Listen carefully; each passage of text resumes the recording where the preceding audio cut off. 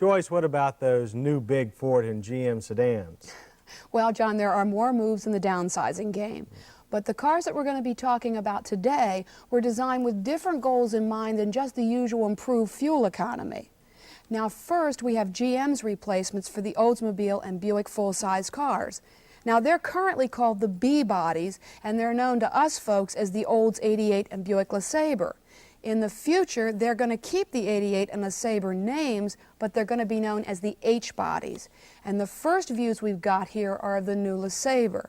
As expected, the cars are front drive, and they're based on GM's new big luxury models. That's the Olds 98 and the Buick Electra. This is the new Olds 88. Like the LeSabre, it is much smaller than the current rear drive model. The wheelbase at 111 inches is going to be 7 inches shorter than the current models. But like a lot of downsized car, the interior room in the new versions should be about the same as in the old.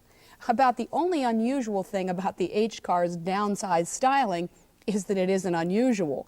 The Olds and Buick are keeping that formal upright look. Why? Well, there are a lot of buyers out there with traditional taste, and Buick and Oldsmobile want their business.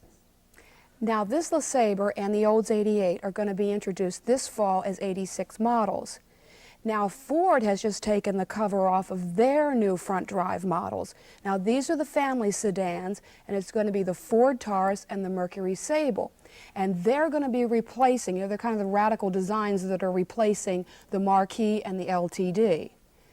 Now, Ford spent $3 billion on this project, so this isn't your ordinary downsizing effort. And when they come out this fall, the 86 Taurus and the Sable are going to be the slipperiest American four-door sedans on the street.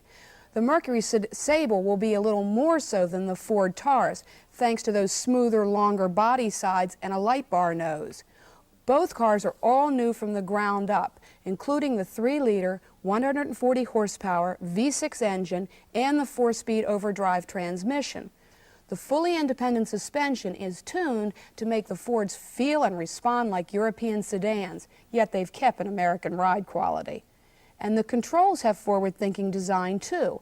A lot of effort went into making everything easy to reach, read, and operate. And the Mercury is using the same design ideas, but their interior is more conservative.